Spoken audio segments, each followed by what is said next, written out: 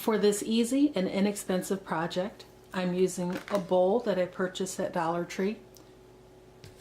I have a Spanish moss collection that I purchased at the at-home store, hot glue, a serrated knife, some floral foam from Dollar Tree along with some Spanish moss, some foam balls.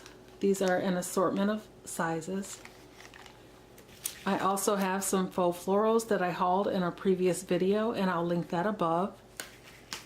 And a paper bag. You can use any size paper bag that you like, just make sure that there is no print on it.